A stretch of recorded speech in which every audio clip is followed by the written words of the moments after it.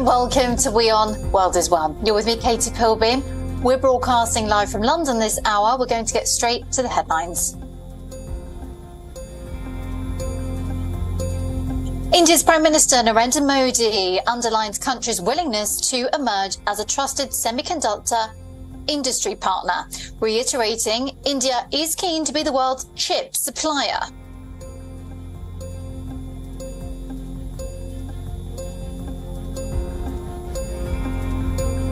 Wang Yi makes first statement since reappointment as the foreign minister, promising to deepen partnerships and safeguard sovereignty and interests of China.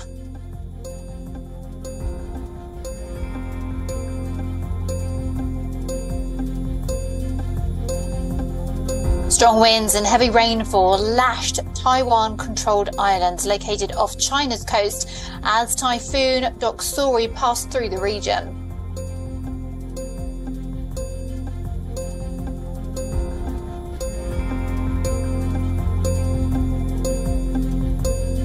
Former US President Donald Trump faces fresh charges alleging that he attempted to obstruct the probe into the handling of secret documents by conspiring to delete surveillance footage of a property at Mar-a-Lago.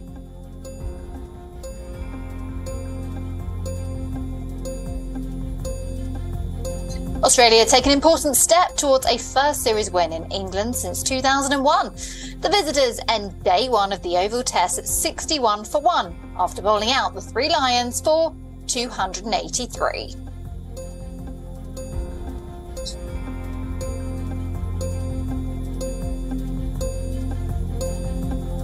Reduce it.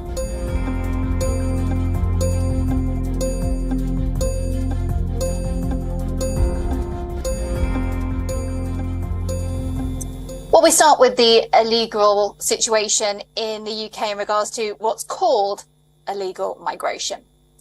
The UK government has taken another step towards its pledge to curb illegal migration and the cost around it. Reports suggest that the UK government may use tents to house around 200 migrants. Well, in recent days, the UK Home Office bought tents to house these migrants. Well, this comes under the plans brought by Home Secretary Suella Braverman.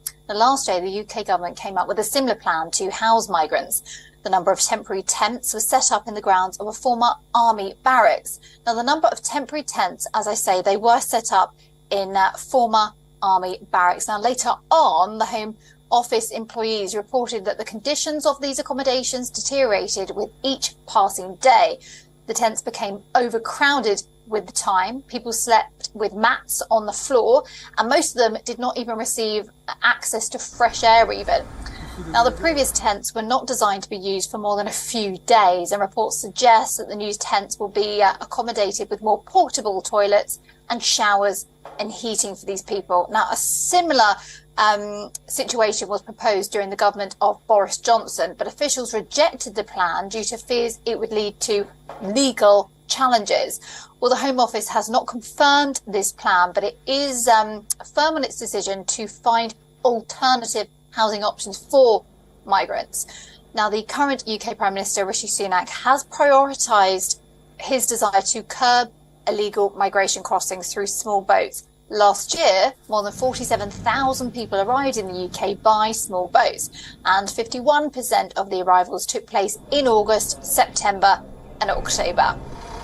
Well, for more, we have Alex Isaac, our correspondent in London, with us just now. It's always a busy time of year to come here to the UK on a boat because the seas are warmer and they're more tame. This is just another way of helping to curb the situation here because the government is under pressure to curb illegal migration.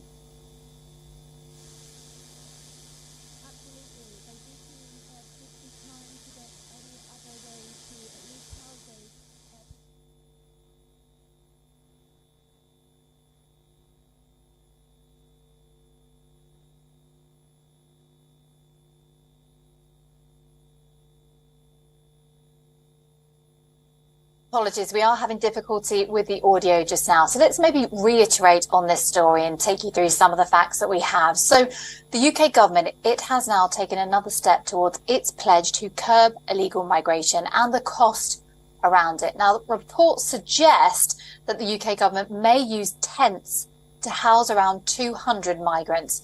Now, in recent days, the UK Home Office bought tents to house these migrations. Now, this comes under the plans brought by the Home Secretary, Suella Braverman, because it's always been an issue as to what to do with these illegal migrants once they arrive here in the UK.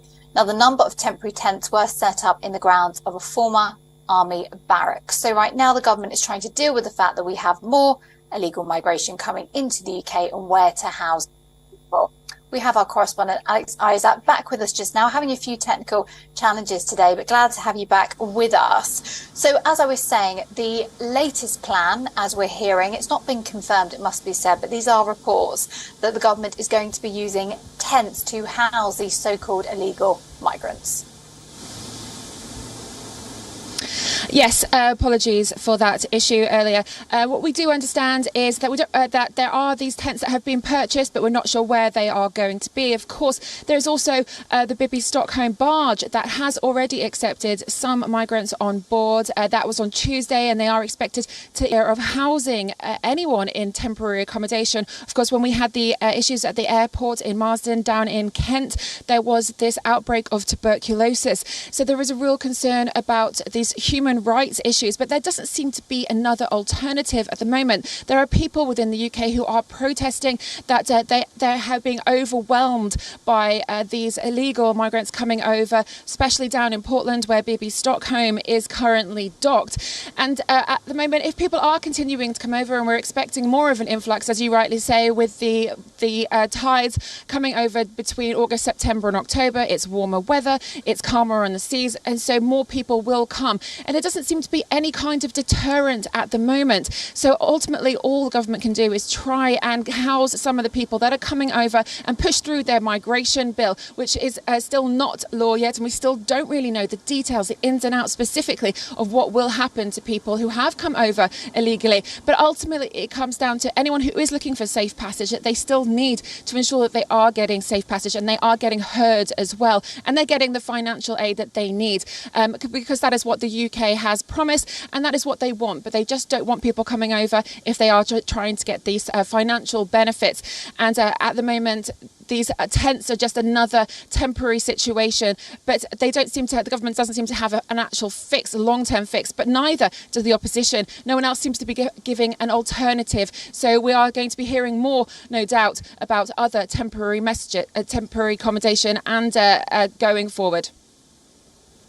Alex Isaac, our correspondent in London, thank you so very much indeed on the latest on the government's policy for illegal migration in the country. Well, we're going to move on and talk about a situation that happened a while ago in the UK's Ministry of Defence in regards to some official information which was accidentally sent in regards to classified emails meant for the US to a Russian ally. Well, the UK's Ministry of Defence has launched an investigation after the small number of mails were sent to the West African country of Mali. Reports suggest the intended address for those emails was the Pentagon, and it all happened due to an accidental omission of the letter I. Well, the task was pretty simple. British officials needed to send an email to an address with US military domain of .mil, but they sent it to an address ending with Mali's domain, which is .ml.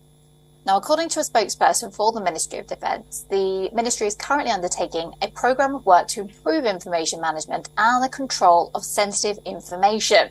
Now, a few days ago, a similar mistake was reported by the United States, a typing error reportedly routing millions of US military emails to Mali. Now, reports suggest the data contained diplomatic documents, tax returns and passwords were exposed in just a minute. Well, Mali is considered a strong African ally of Russia. It is also among the 6 African countries promised free grain shipments by the Russian President Vladimir Putin. Now, Wagner mercenaries are also deployed in Mali to fight alongside the army against extremists.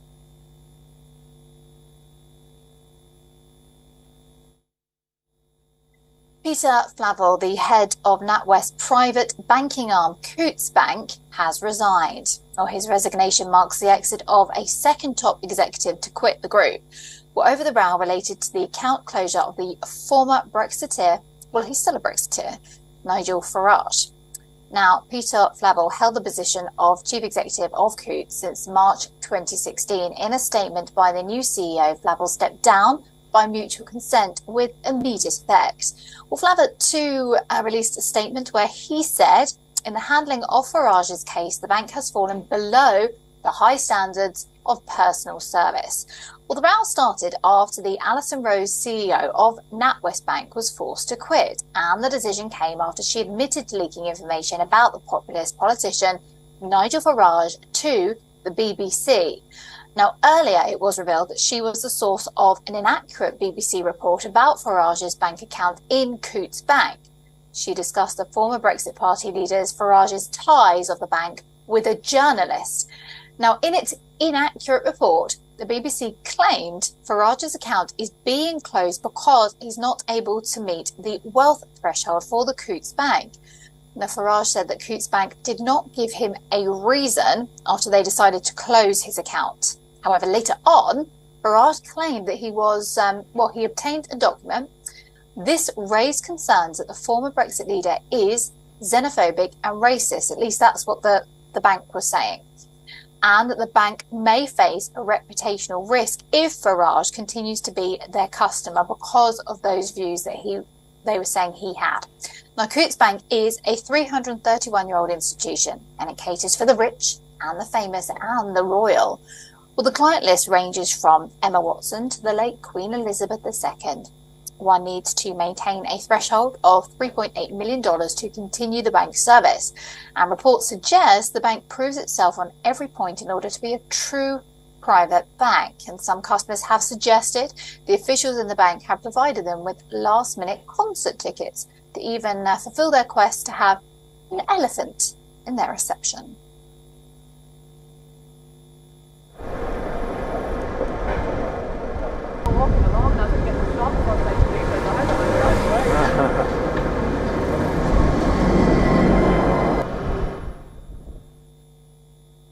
In England, the country with the highest quality childcare provision in the world, has become one of the biggest expenditures affecting working class families here in the UK. It's becoming very expensive for people. Now, according to a government survey, almost a third of parents in England are struggling now to afford childcare. Now, these numbers are the highest in almost a decade. Now, according to the reports, childcare costs in the country have risen by over 6% over the past year. Well, these high costs are either forcing parents to shell out extra money or making gaps in childcare facility. Now, the cost of raising a child has forced parents to delay their family plans.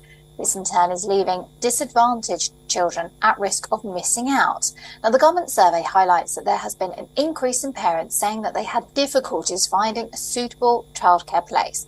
Around 34% of families with children aged between 4 and under said that they are not well placed for childcare facilities, and in 2018 the number was 27%.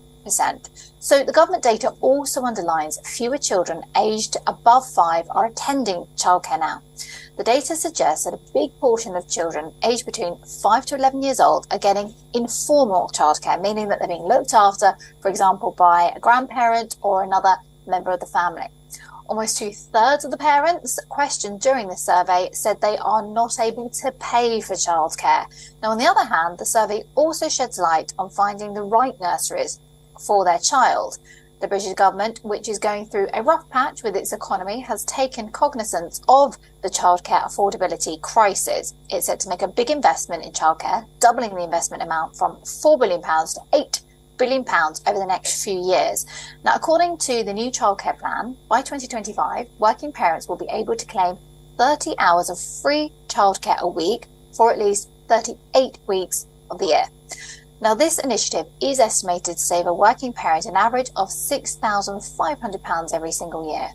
The new initiative is expected to bring some relief for parents. However, the staggered approach doesn't give any immediate comfort to the parents who are constantly struggling with the problem for now.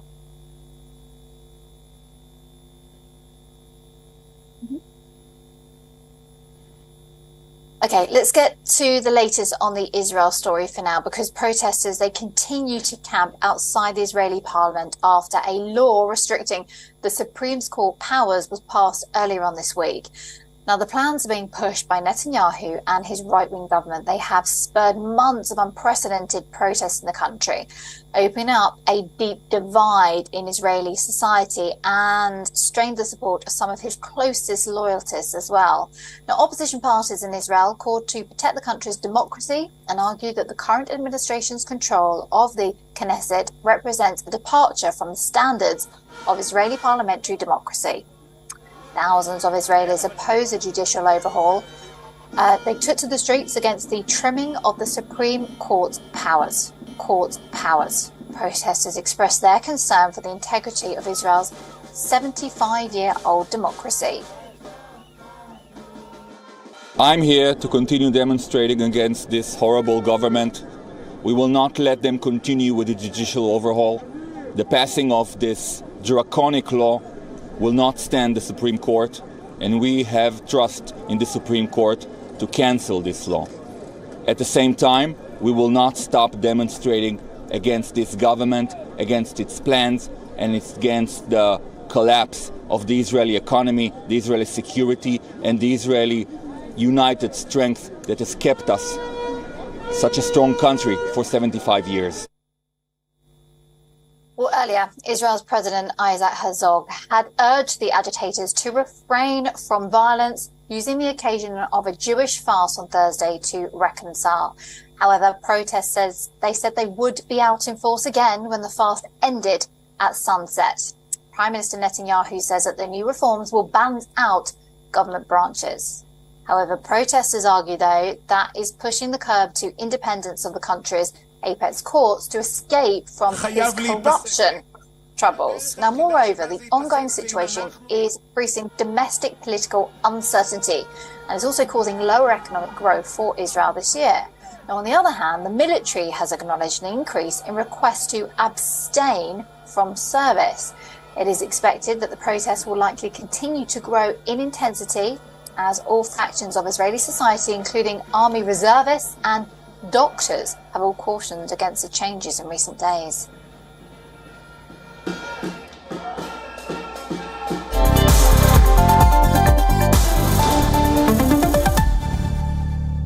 Okay, moving on to the ECB now. The European Central Bank has raised its interest rate by 0.25 percentage points, so 25 basis points. With the latest hike, the ECB's current interest rate now stands at 3.75%. Now, this is a 23-year high and indicates that the fight against inflation is far from over. Inflation continues to decline, but is still expected to remain too high for too long. We are determined to ensure that inflation returns to our 2% medium-term target in a timely manner. The Governing Council, therefore, today decided to raise the three key ECB interest rates by 25 basis points. In the last few months, inflation has cooled down in the Eurozone. The inflation rate stood at 5.5% in June, down from 6.1% in May, but that's still far above the ECB's target of 2%. Now, all eyes are on the latest inflation data, which will come out next week. While the markets had expected the latest rate hike, questions remain about the ECB's approach for the next few months. That's because this is the 9th straight rate hike despite a fall in inflation. Now the question on everyone's mind is the ECB's monetary policy pushing the region into an economic recession? However, in some relief to the Eurozone, the ECB did raise the possibility of a rate pause in September.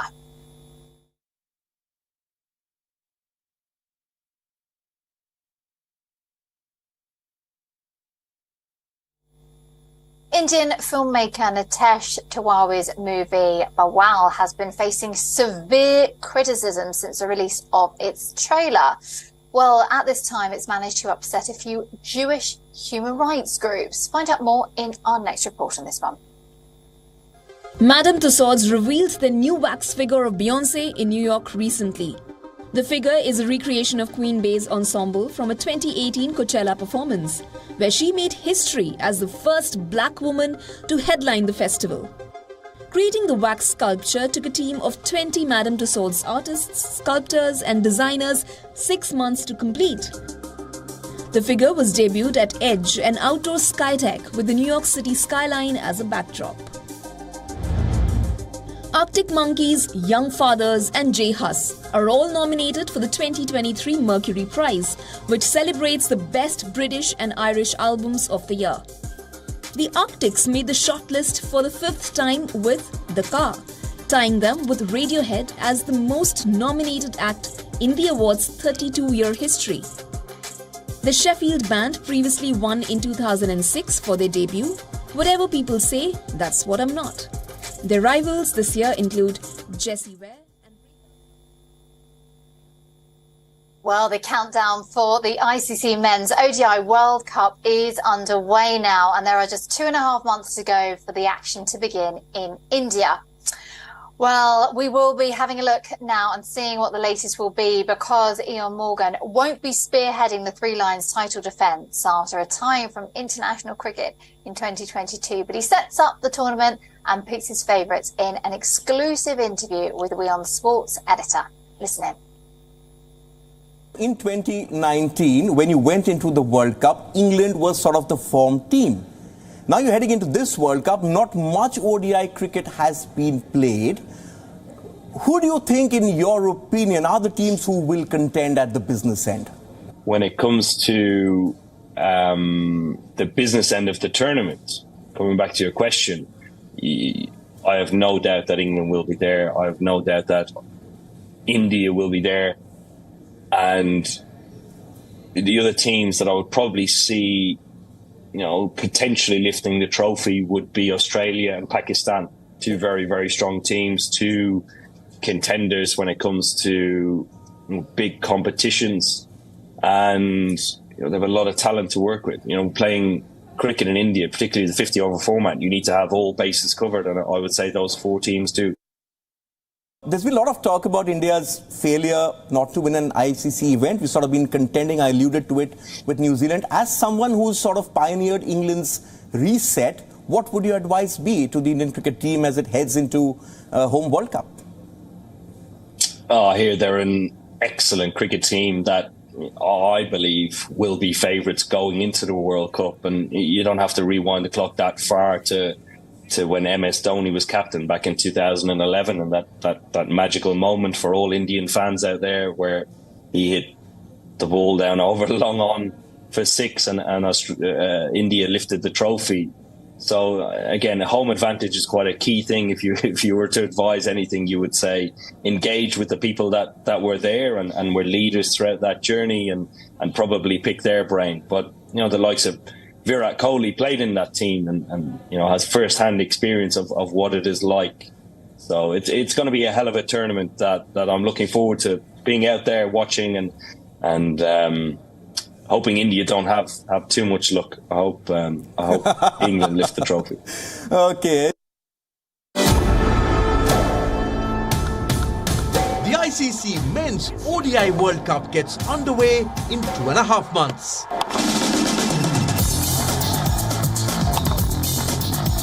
The last man to lift the World Cup trophy helps us set it up. I believe will be favourites going into the World Cup, and you don't have to rewind the clock that far to when MS Dhoni was captain back in 2011. Eoin Morgan addresses the burning issues in world cricket in this candid conversation with WION Sports editor Digvijay Singhdeo. ODI cricket is going to become, at some stage, most likely just World Cups. Eoin Morgan picks his 4 contenders for World Cup glory. Today at 6:30 p.m. IST on WION World of Sport. Eoin Morgan then exclusively here on WION World as One, talking all things cricket. And it's not long now until it all begins here in India. Thank you so very much indeed for watching. I'm going to head back to the international desk now. Goodbye.